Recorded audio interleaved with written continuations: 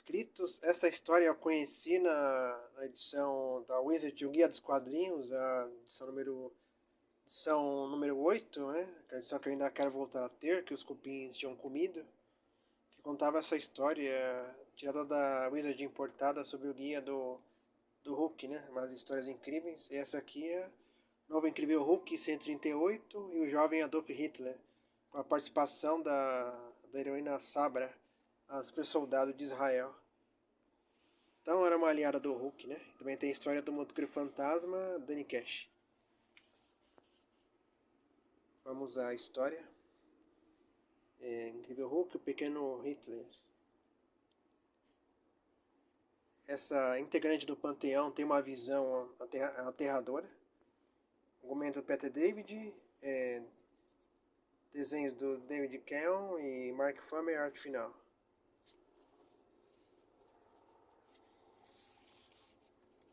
Ela tem uma visão de um ditador no futuro,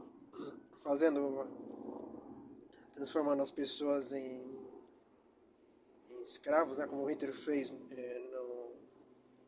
na Segunda Guerra Mundial.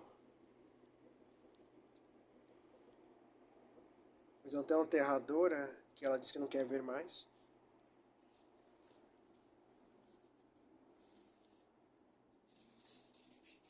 Então, dois integrantes, o nome dela é Delphi, no caso.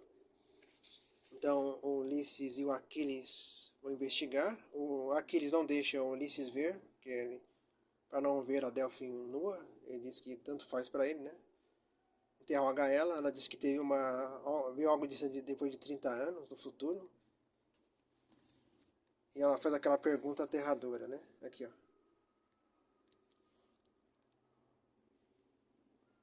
Deixando claro, o Ulisses com a pulga atrás da orelha, né? Mas ele já vai decidir matar o garoto mesmo.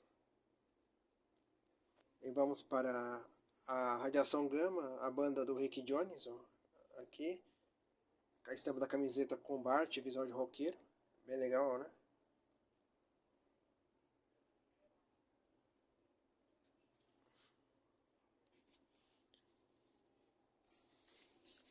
A Marlon Chandler e a Beth Brandt se divertindo, né? Principalmente se interagindo, né? Em cima do baterista da banda, interagindo uma pessoa normal. Aí o Hulk aparece olhando.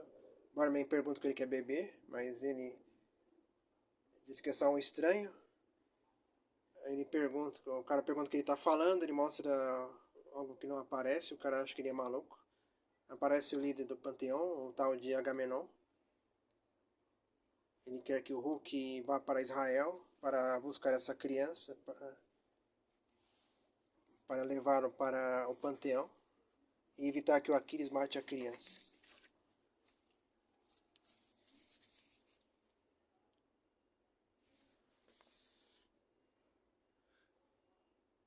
E o Rick parece que morreu, eu não peguei a história antes, né? Interação entre eles, dando muito bem. Até que o Rick Jones é chamado pelo Hulk para ir junto.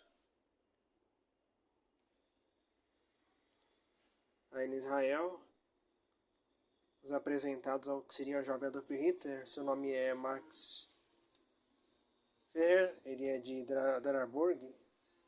E o Aquiles já está de olho no garoto. Enquanto o Hulk viaja pro jato, perguntando pro Agamenon qual é o problema, né? Ele aparece também para o Rick Jones, além do Hulk, né?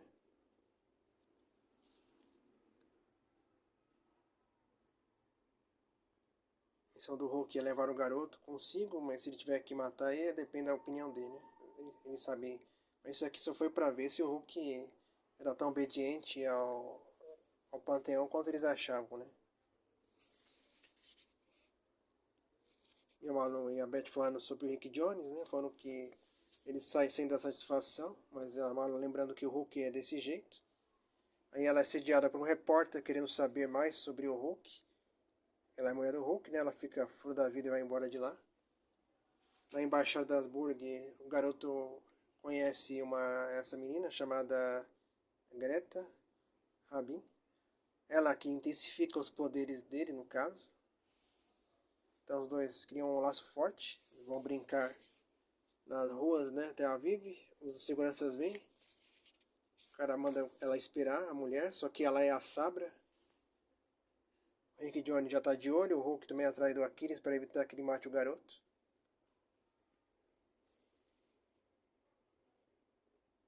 Um pouco escuro, mas que faz sombra. O Rick Jones consegue acertar um guarda. Aí vemos os poderes dele se manifestando, né? O cara quer vender um livro mais caro a 10 e consegue fazer o cara vender por 5. Um poder do pensamento. Só que o Aquiles já pega o garoto pelo ombro. Ele já acerta uma livrada bem na cara do sujeito. O Aquiles foge deles. O Hulk vê o Aquiles correndo atrás, mas a Sabra também vê um grandalhão indo atrás dele. Quando ela vê que é o Hulk, ela não pensa, né? Ela já ataca, já achando que ele vai quebrar Israel. Já tira uns dardos também na garganta do Hulk, deixando ele meio sem voz. Então ele só fica agindo que nem um monstro. Só grunhindo no caso, emitindo sons grotescos. E servindo saco de pancada da Sabra. Contra o Aquiles quer matar o garoto de qualquer jeito. O Rick Jones evita, salva a vida do garoto.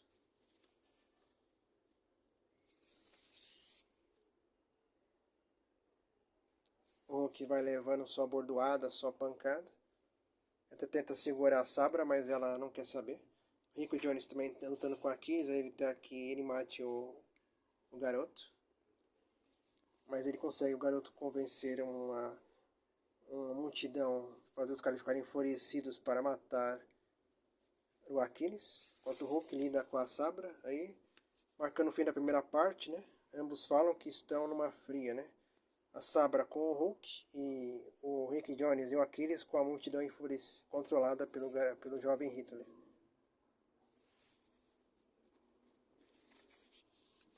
A segunda parte, correndo em labirintos. Novamente Peter David Kills e John Rubinstein, arte final.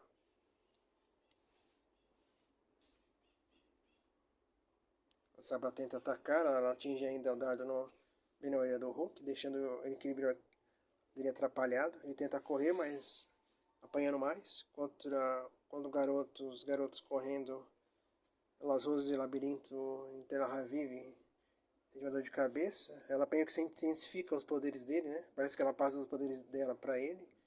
E os dois criam uma ligação forte. Enquanto o Rick Jones e o Aquiles têm que fugir da multidão enfurecida, estão num labirinto, né? Estão num beco sem saída, até que o Aquiles que é invulnerável, mas o Rick não é. Então ele ajuda o Aquiles a subir. O Rick Jones fica choramingando pro cara deixar ele subir, já ia xingar, e o cara salva ele no último minuto. E o Hulk não tem outra opção a não ser enfrentar a Sabra. Ele já não aceita, né? Ele vem como um monstro mesmo ele sendo inteligente.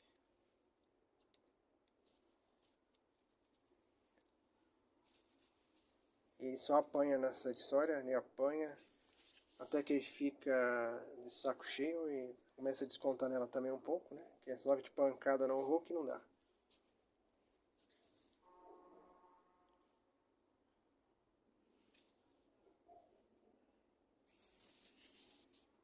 Enquanto no programa, o Hotline, a Beth com a chefe de lá, ela assediada por repórteres querendo saber sobre o Hulk, né? O caso do Rick Jones.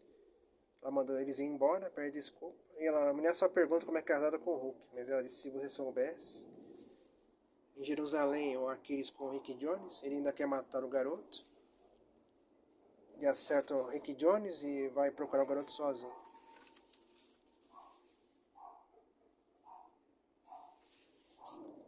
O Hulk tem que lidar com a Sabra, enfurecida, né?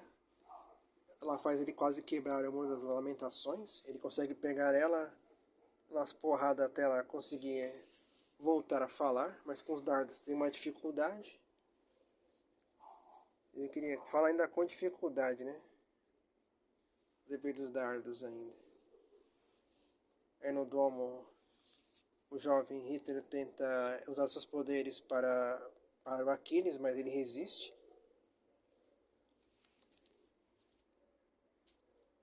Enquanto a Sabra desculpa implorar, e o Hulk consegue voltar ao normal e fala, beleza, você venceu, vamos conversar um pouquinho.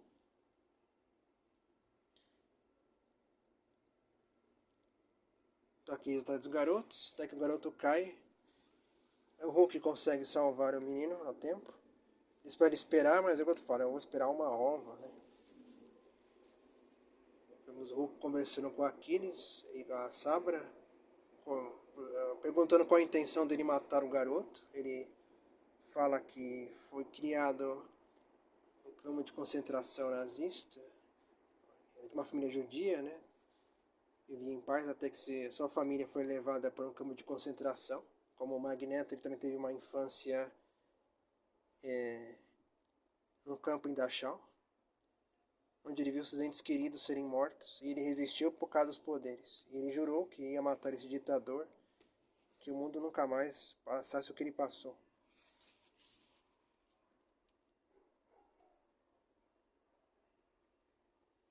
Só que o garoto acaba distraindo, acaba sendo pisoteado quase até a morte pela turma enfurecida que ele controlou. O Aquiles fez de propósito, né? O garoto quase morre. Enquanto o Hulk e o Rick Jones vão embora no jato, falando com o Agamenon, pergunta como é que está o garoto, diz que está bem. E o cara só dá boa noite pro Aquiles, né?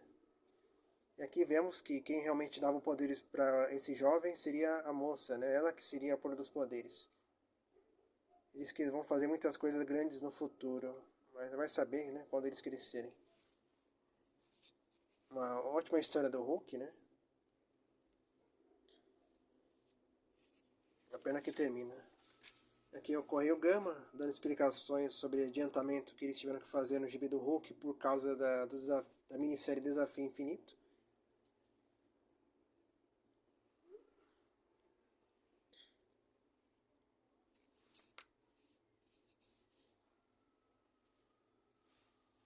E também sobre a Herói do Futuro, as estreias do Hulk 2099 e Motoqueiro Fantasma 2099.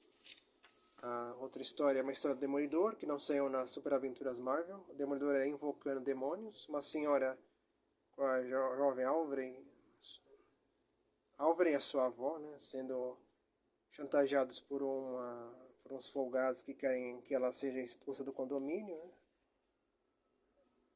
O argumento do Robert Donatelli, Marshall Hodges desenhos e Al Williamson arte finalista. Até que o Matt vê a discussão, oferece seus serviços, a avó meio que fala que não, que a magia dela vai cuidar dos caras, né? O Matt dá o fora. Ele se veste de demolidor e vai ajudar ela assim mesmo. Ela faz lá uns encantamentos, os caras aparecem para expulsar ela da casa, à força, só que o demolidor aparece para acertar as contas com os bandidos, né? A jovem Aubrey acorda com o barulho da confusão, vai ver o que é. Ela vê no exato momento que ela chega, um deles faz ela de refém, para evitar que o demolidor dê umas bolachas nele. O demolidor evita, desvia da bala, consegue acertar o cara, né? E assim, bom, ele não consegue evitar dela ser levada, a menina, né? A senhora manda ela ir atrás, ele vai, consegue farejar ela mesmo na chuva. Pulando, ele acerta uns golpes no cara, né? Consegue salvar a Aubrey. Ela vê que a avó não tem magia nenhuma, mas que daí tomar conta da avó dela. E agradece ao Demolidor, uma piscadinha, né? E de sorriso. Depois ela liga para o Sr. Murdock. E aí se cria um laço de amizade, né? E fim da história. A propaganda aqui dos Titãs, mas a última história é o Motoqueiro Fantasma, aquele motoqueiro que eu conheço, o Danny Cash. Aqui no cemitério Cypress Hill, Brooklyn, onde ele foi criado, sua transformação. Aqui no exato momento que ele está se transformando no motoqueiro fantasma. A história é Você Nunca Saberá o que o aguarda, de Howard Mark Argumento e Mark Teixeira, Brazuca na arte.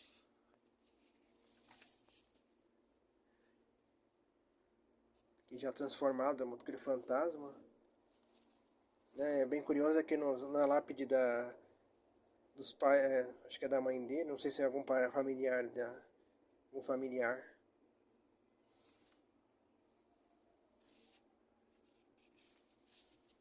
Um casal de idosos é assaltado por uma gangue de menores. Os caras estão viciados com droga, são atacados a pauladas.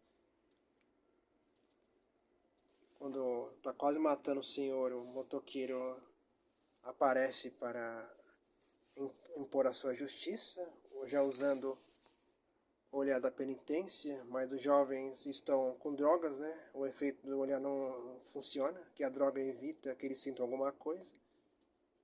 Então ele só usa a corrente, leva para longe. Chega em casa depois, vê a mãe meio abalada, né? Pergunta o que está acontecendo com ele, que não consegue nem descansar. Conversando com a... e aqui temos, né? O primeiro motoqueiro fantasma, o Johnny Blaze, ele quer se vingar do espírito que possui Danny Cash, o motoqueiro fantasma, que seria o demônio Zaratos, depois do pacto que ele fez com o Mephisto. Ele não quer que o garoto tenha o mesmo destino que ele teve. Então ele decidiu vai ter a sua vingança contra os Zaratos, que seria o motoqueiro fantasma. Aqui ele conversando com fazendo um trampo, né, de office boy, entregando um documento de uma empresa na EUL. O moço agradece.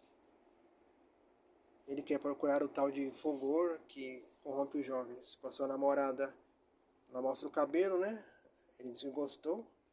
Ela diz que ia comemorar a sua semana cadeira de polícia, mas ele dispensa ela, diz que não tem tempo. Ela fica chateada. Ele vai atrás do cara, né? Esse aqui, que seria o Fogor, com esse olhar brilhante, parece que ele não enxerga também. Vai ser um páreo duro para o motoqueiro fantasma. Ele sabe que o motoqueiro está atrás dele, já que ele está com um dos capangas do Fogor. Leva como refém para saber onde é que o cara está. A polícia já aparece para balear o motoqueiro, a polícia está corruptiva, né? Já atira nos caras, só que o formante é morto e o motoqueiro sai ileso. Distancia das balas, faz um ataque para não machucar os policiais. Fogor avisa sua secretária que deve receber o visitante, que é o motoqueiro, e apagar no caso, as provas que o recrimine. Ele tem a polícia também na palma da mão. Então, o motoqueiro já chega lá quebrando tudo, já tem acerto de contas. Mas o Fogor já dá o primeiro golpe, acerta um direto de cruzado no motoqueiro. O cara revida com um chute, ele tem arremessado uma escrivaninha, um armarinho no caso, o abajur. Ele diz que não pode olhar, o olhar de penitência não funciona nele também. Ele tem olhar branco, o motoqueiro revida jogando um guarda-chuva. Temos um confronto entre eles, né? Só o escritório que é parcialmente quebrado. Policiais chegam para ele solte o cara, né? O motoqueiro vai embora. O Fogor, já acompanha os policiais, manda um matar o outro, né? Então o policial mata o companheiro em busca de um dinheiro a mais, né? E assim ele coloca a polícia contra o motoqueiro, né? Que na cabeça do motoqueiro fantasma a todo custo. Bota a cabeça do motoqueiro fantasma a prêmio. No cemitério Cypress Hill, a transformação reverte. Quando ele ia para casa, tem uma arma apontada na sua nuca. É nada mais, nada menos do que o Johnny Blaze, né? Que ele diz que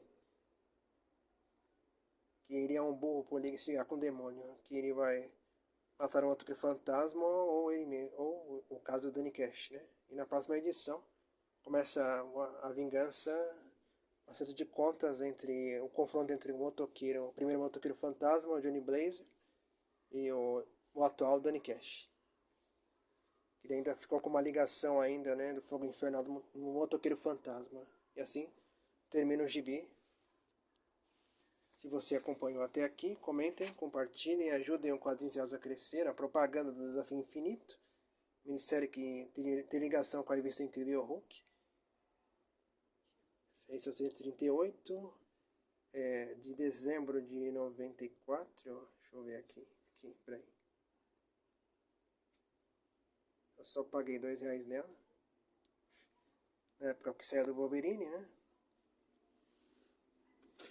Agradeço aos novos inscritos. Tamo junto e até a próxima. Mais um gibi irado para os quadrinhos irados. Uma ótima tarde de quarta aí a todos e até amanhã. Nesse belo gibi aqui, essa capa, ó. Mais uma capa show de bola.